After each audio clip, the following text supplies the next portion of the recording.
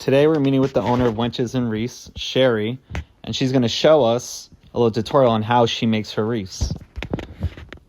Yeah. So first, I buy grapevines. I spray them black. Can't get them black?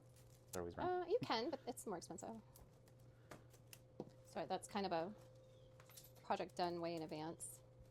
Where do you buy grapevines? Is this from like an arts and crafts store? Yeah, you could get them at Michael's, Old Time Pottery, Joann's, but now they're closing. You know what happened to Joann's? I've seen that. Poor Joann's. I usually just order them. They come in those great big boxes over there. So I order like 12 at a time. And then we just spray paint them.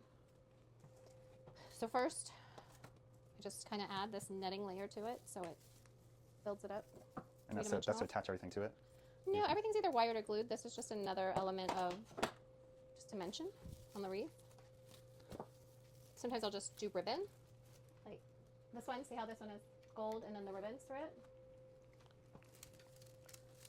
This one, the customer doesn't want ribbon all the way around it. They just want the gold and they want a bow. And then they want the parrot, and then it's up to us to decide what else to put on it. So first I do the netting. And this is usually an all-day event, correct? How many hours does it take? Usually I make about 2 a day. It doesn't mean I'm working nonstop, but it's just, yeah. I mean, 4 hours a wreath, some more depending on what they all want.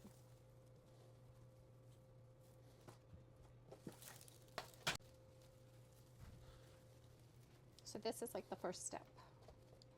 And you kind of decide.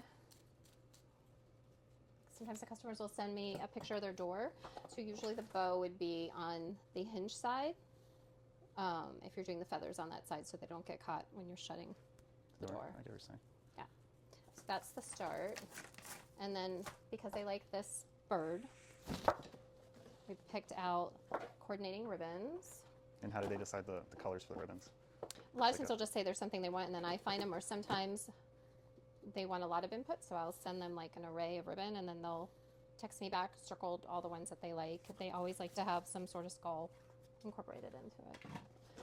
So then I have this little bow guy. I don't always use it, but This is to do the bows? yeah, a lot of times I'll just do them by hand, but this kind of gets them even. And this So today we'll learn how to make a bow. We're going to learn how to make a bow.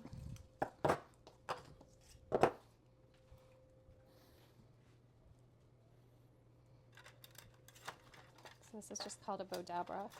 A bowdabra. That's what it's called. All right, so I just no rhyme or reason. And it usually takes between 2 and 3 yards of ribbon. I'll just do a couple. And when you make a bow, if there's like a bad side and a good side, you have to twist. So when you fold back over, the good side is back in there. So the good side, it has like the pattern on one side? The pattern. So this has like a little shadow pattern, but on the other side, I mean it does, but it's definitely not the same. Yeah. So I didn't even do a bow. So like this one, they just wanted a stick. And that's real easy to do. Okay. And this one you're doing right now, is this part of the wreath 3? No, this is a brand new one. This is a brand new wreath. You already got an order for next year? I do. Nice. I actually have 2 orders already. So you get orders all year for this? So that would be the plan. That would be great. Just like, you know, nobody thinks ahead of time. So, so it's kind of nice when people come in afterwards and either brings me the ones they want redone, refreshed, or... I like that skull print. Yeah, so this one I'm just going to do a little sash in there, and then I'm going to put in the red. And how long you said each piece is typically? 2 to 3 yards generally. And you just do I mean, each of these pieces are probably 1.5 yards, but like for one, if you did a bow in one solid color, it'd be like 2.5, 3 yards. But since we're adding in multiple ribbons, each one's probably 1.5 yards.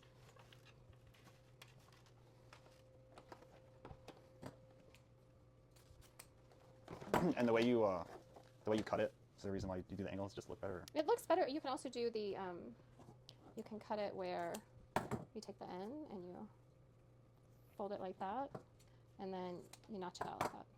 Oh, that's cool. Oh, so it does like, it's like a chevron? Yes. Okay, so a little yellow, and I really just kind of just create as I go. I don't really have a plan a lot of times. And sometimes I'll do like this loop, I'm going to make it a little bit smaller. So is it gonna be like bigger bows and it's come down to Yeah, smaller but bows? this one I'm going to do a little bit smaller, and then I'm going to add in a little more of this. I don't know.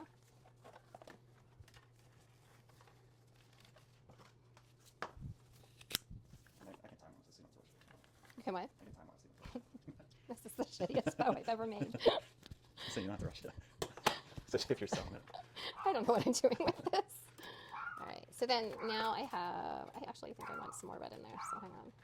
Stick this back in there. Add another piece of this. Just give it like a little streamer. And then, So show me with this piece, or whenever What's you're that? ready. The next piece, could you show me exactly how you turn the bow? Because it was hard to. oh, on you don't the have to right now, side but- and the good side? Yeah, just the This next is one. probably the easiest way to see because Okay. it's you can definitely tell. So it's the print's only on one side. Uh-huh. So you just twist it. Make sure the good print comes The out good both print's sides. on the other side, and then twist it again, and then twist it again. And if you were doing just one bow of all skulls, Mhm. you would just continue doing that until you got as many loops as you like. Okay. All right. So then I'm gonna add a little bit more of this in Twist. there, and then probably a little more green. And you just twist these ones on top of each other. So why did that one? Did you do it before you put the next one? But those two you're doing it together. You know what I'm just- saying? Oh, you're just putting it in. Just adding it in there, just kind of as a streamer. Oh, so it's not gonna be an actual. It's not okay, gonna be a I bow. see. It's just there. It's like, and then on this Bodabra, so if you did it in your hand, you would just pinch it, and then you would wrap the wire all around. On this device, it has like a loop, so you just pull that through, and you pull that through, and then you just get it really tight in there, and then take And it then out. Bodabra. Yep. And then I just kind of pull like this, wrap it around a few times, twist it, and then you kind of organize your loops a little bit. So now, at this point, I usually will put it where I want it on the reed and then organize the loops. So you can either put it on this part that you kind of left some, or the other side. I usually do it. For some reason, I like to do bows on the left. I don't know why. And just kind of wire it in. And in the end, all these little wires get cut. That's like a last process. Okay. So there's no messy wow. wires sticking out. And just kind of. And the thing about Gasparilla they're really not. They're just whatever you feel. You can be as messy as you want or as crazy as you want them. This I'll bring down here so it's more like a streamer. I can hang it up here. So then usually what I do is I make a smaller coordinating sprig. Just kind of fluff all these up. And then I usually go back in. And this I just kind of eyeball it. I'll just. And I usually will do 2 of each color. At least, and then I might grab like another, just a different ribbon, but in the same color family.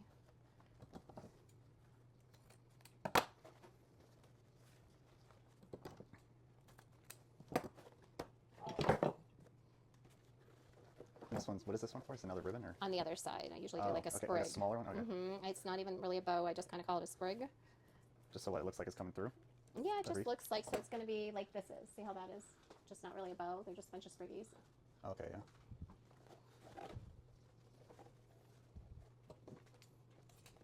That's not the one you had out front, is it? Actually, I think it's my favorite one so far. That one I had on the. Because I used to like the one you Oh, had. you know what? That one, a lady bought. She was my very first order, and she doesn't live in Tampa. She lives Oh. in Ohio. So you can't ship it. So she's gonna come, I think, this month. So that's a really popular wreath. So I had to pull everything because I was also made double drawers for somebody in those. But she did. She called me, I don't know, end of November, and said she wanted it. And so I pulled everything I needed for it, so I wouldn't run out of anything. And then I made it last, and because knowing she wasn't gonna come until March. So it's kind of It's crazy. yeah. How far a ride is that? It's like I think 14 hours. yeah, she must be driving because she can't fly. I don't. She used to work at Tampa General and live down here. She's a nurse. Her son lives down here somewhere. So, so that one's for her. And she really liked, so I used to have this other sword that had a skull on it, but I can't find them anymore. So I had to change it out for that one. Yes. So when you like buy your stuff, you just try to buy a lot of the same because it changes all the time? These are, If I find something great, I will go around every store and stock up. And usually Halloween is when you find things. When COVID hit, supply chain issues, so many, like the dollar store no longer carried swords. Walmart had that really cool skull sword, and they carried, but not a lot of it. So if I find something, I'll buy as much as I can find, especially if it's like skull ribbon, swords, hats, like Party City's going out of business, so I went and bought a bunch of swords from them and some hats. you know, Party City's going out of business too. I know, What do I you do know. all these So places it go out ends of up business? Amazon, and Amazon. there's a store called Val's, but even they did not get very much this year in the way of pirate stuff. So I really didn't buy anything from them this year. But years past, Michael's would have great skull ribbon. So now what I do is I just kind of pull them apart and just come up with an order and 2 groupings.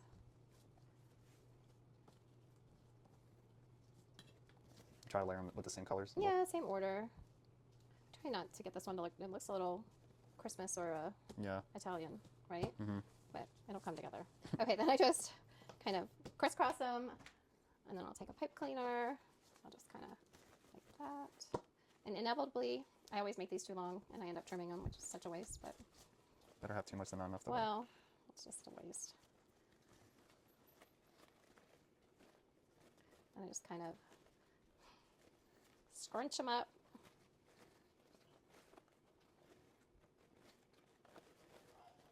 So that mounts what that looks. And this is so easy. Anyone can do this. Little sprig guy. And I usually, not always right Oh, across you mean, the- okay, I thought you meant on the other side, like behind it. Okay. No, other side of the wreath. Okay. So you kind of just, so maybe I'll just go all the way around.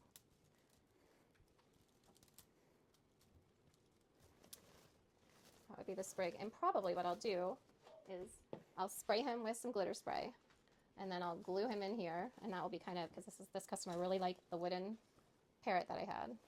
So they're trying to match the colors of it? Yeah, so he'll be featured right there. Cute. And then from here, just kind of, we can do a adding treasure all box up here, or we could take a hat. And usually if I do a hat, I cut it. You cut it in half? Yep. Oh, so you can use So that it'll for yourself. mount.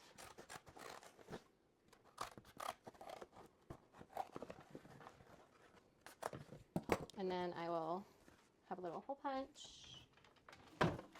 So do you still enjoy making the wreaths? I do, and I like to just create. It's sometimes hard when somebody comes to me and tells me, What the hell? I want it? I want a wreath with no color.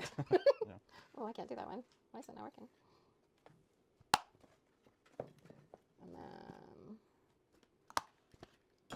so then from here, so I can put that like right here. So it kind of anchors that up here. And then, Tie it with the tinsel? Is it and called then tinsel? do, it's wire, floral wire. Okay. So usually I'll just start. So a lot is wired in, and then something like this, I wire.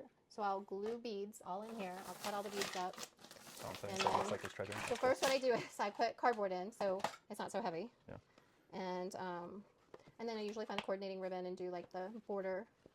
Is there one? So like this.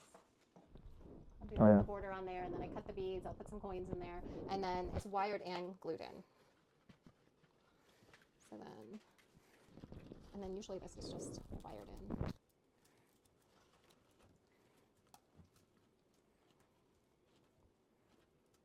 But if I'm out and I see something cool, something new, I like excited to come make a different kind of wreath. And a lot of times those are the ones that sit for a while. Anything It's like creative. nautical or pink. But you know what? Eventually, there's always someone for. And every year is different. Some years it's like a million black, gold, red, and then other years it's that one. I really like And this then I one. get tired. It's like I just need to make a pink one. Pink's your favorite? Well, just something different. Like you get Yeah. tired of just pounding out the same one, but it's fine. So then I just kind of stretch these. Just a wire. So if you want, you probably could knock them out in 30 minutes. That was kind of quick. Yeah, it's not done though. No, you know what? It's just sometimes you just overthink a lot of the stuff. Or I'll have someone who's just wants input all the way through it. So it's sending them photos, waiting to hear back. It's kind of funny. Okay, so then, and then you have to start thinking about your feathers. So usually, and these all get glued in. And the feathers I order from someone in California.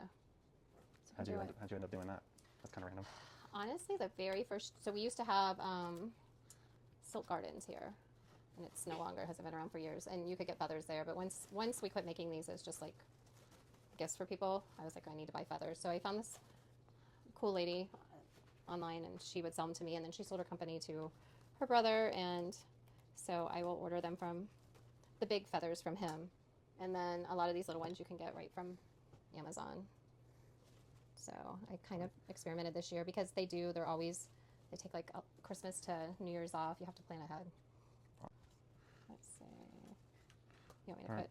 No, it's good. And then from there, and he'll get glued in, so he'll be turned better. But that's just to kind of organize where I think everything's going to go. I'll probably put this here with the beads. And then we have like these little glittery things. And these you can always find at Christmas time. And so you just kind of stick them in where you think they go. And then I even make my own glitter. So like all these over here are just green leaves that You make the glitter? I Like crush glitter them. Oh, wow. They're like, I get what you're saying. just because sometimes I can't find what I want, so I'm gotta like, make it. just make it, yeah. That's a nice mess. So did you watch any DIY videos when you started doing this? No, we just, I would see, there was really me and another girl that was doing wreaths at the time, and mine are probably more organized. Hers are kind of the traditional, just anything goes. Like she has all this netting hanging, and they're just her own unique type. So just kind of, if I see a wreath, even if it's just like a floral wreath anywhere, like if I'm out, I always take a picture and I think about, how I might change it or what I'd like to do to that. But, and then we have these little flags you can add in.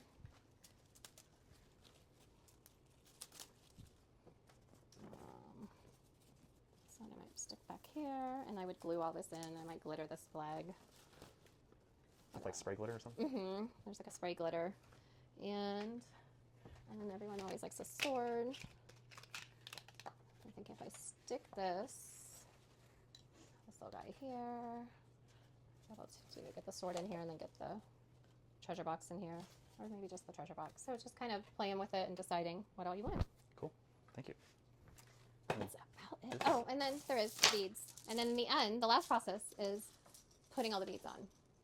You just intertwine them, or that goes on with the wire too? So I wire all these in, so usually I'll get like all the long ones. And I would say this is probably something unique to our wreaths because the ones I've seen around, people just don't use the amount of beads. I mean, I definitely have a great bead collection. And you wire them here, and then I'll add more here, and I put them in the middle. And then I might even have them just kind of coming down, draping through. So the beads are always the last part of it. Cool. Well, thank you for showing us how to do the wreath. Well, you want to show us any of your